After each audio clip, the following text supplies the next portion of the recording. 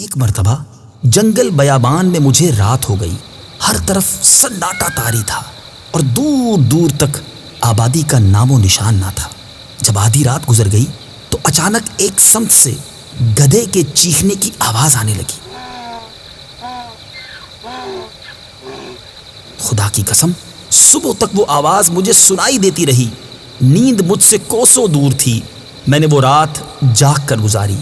صبح ہوتے ہی میں اس سمت چل دیا جہاں سے آواز آ رہی تھی۔ وہاں پہنچا تو ایک عجیب و غریب منظر دیکھ کر میں حیران رہ گیا۔ وہاں ایک قبر تھی جس میں ایک گدھا گردن تک دفن تھا۔ اس کے سر اور پیٹھ سے مٹی ہٹ چکی تھی۔ اس بھیانک منظر کو دیکھ کر مجھ پر کپکپی طاری ہو گئی۔ مجھے وہاں کچھ دور 2 جھونپڑیاں نظر آئیں۔ میں نے وہاں پہنچ کر بلند آواز سے سلام کیا۔ جھونپڑی سے ایک نوجوان عورت اور ایک بڑھیا باہر آئی۔ میں نے ان سے گدھے اور قبر کے متعلق پوچھا۔ انہوں نے کہا اگر تم اس کے متعلق نہ پوچھو تو کیا حرج ہے۔ میں نے کہا میں اس بھیانک منظر کے متعلق ضرور دریافت کروں گا، برائے کرم مجھے صورتحال سے آگاہ کر دیجئے۔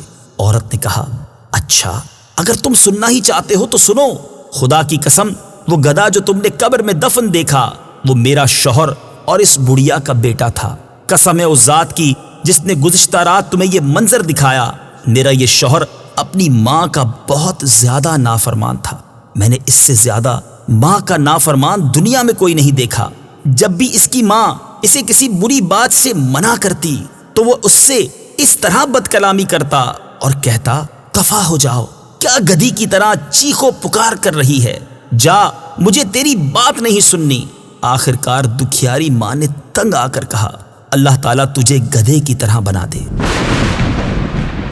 جب یہ نافرمان مر گیا تو ہم نے اسے دفنا دیا۔ جس دن ہم نے اسے دفنایا اسی دن سے یہ گدھے کی شکل اختیار کر گیا۔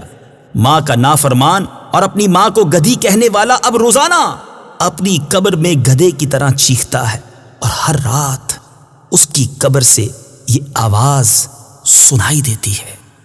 حضرت سیدنا ابو حازم علیہ رحمت اللہ دائم فرماتے ہیں مجھے کسی شخص نے عبرت ناک واقعہ یوں سنایا